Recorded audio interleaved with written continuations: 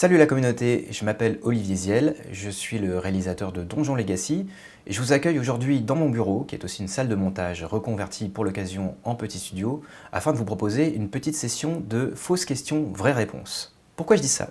Eh bien figurez-vous qu'on arrive à la fin d'un cycle pour Donjon Legacy, avec la sortie le 11 mars prochain du dernier épisode des 3 produits par Zebra Productions, et nous avons considéré qu'il était important de s'adresser à vous, même si vous en foutez.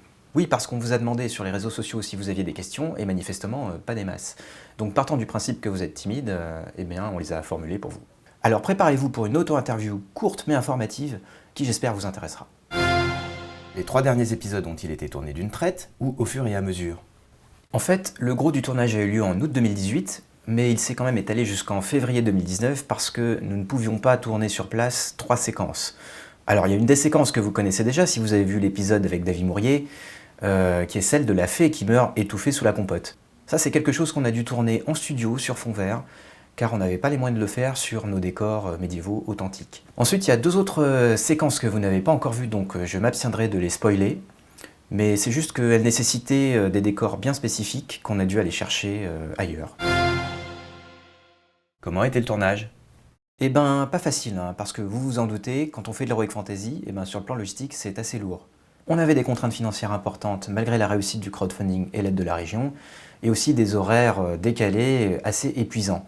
D'ailleurs, j'en profite pour passer un petit coucou et remercier à nouveau l'équipe, qui s'est donnée à 100% et au-delà, de sorte que on maintienne la barre assez haute sur le plan qualitatif. Et ça, c'est une grande fierté. Donc si c'était à refaire, j'hésiterais pas une seule seconde, avec un gros budget. Quel est le meilleur souvenir de tournage? Eh bien c'est quand l'aventurier avec son épée enflammée cherche à défoncer la porte du donjon, parce que 1. Une épée enflammée c'est cool, et 2. Dimitri Leroy qui interprète le personnage n'a pas son pareil pour faire les gros tarés, et ça, c'est que du bonheur. Racontez une anecdote de tournage.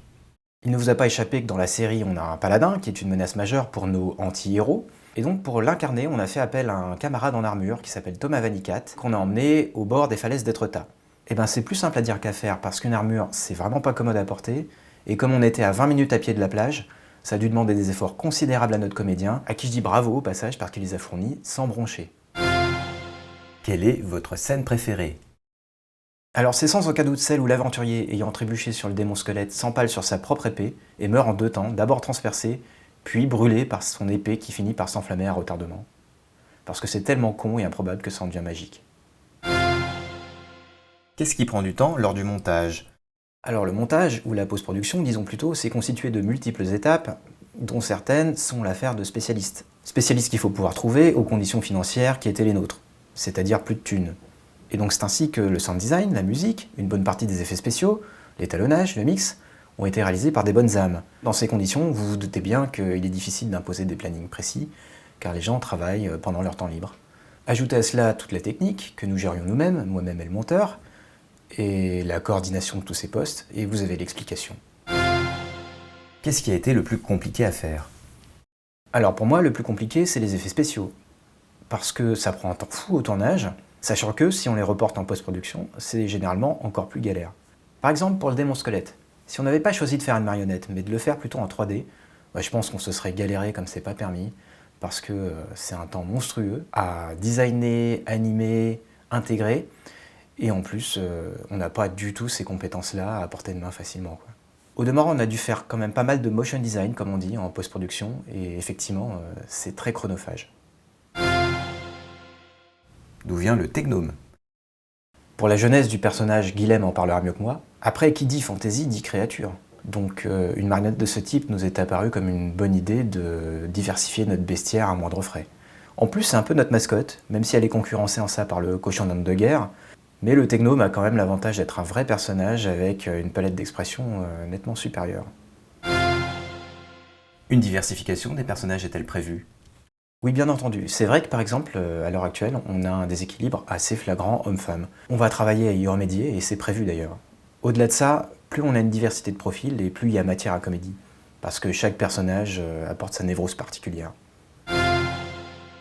Quelle suite pour Donjon Legacy? Eh bien, plusieurs choses en parallèle. D'abord un peu de promo, par exemple en festival. C'est important de se faire connaître par ce biais-là. Ensuite, il faut que aussi on continue d'agrandir la communauté sur YouTube, puisqu'on a ce seuil des 10 000 abonnés qu'on souhaiterait atteindre afin de débloquer de nouvelles opportunités, notamment auprès du CNC. Et enfin et surtout, il nous reste à trouver un diffuseur et à travailler avec lui l'avenir de la série. Voilà, en attendant la sortie de l'épisode le 11 mars, après les vacances de tout le monde, on va vous faire patienter en mettant en ligne des petites vidéos surprises chaque mercredi. Donc soyez au rendez-vous. Et à tous ceux qui nous suivent, nous apprécient et contribuent à nous faire connaître autour d'eux, un grand merci et continuez comme ça. Bisous!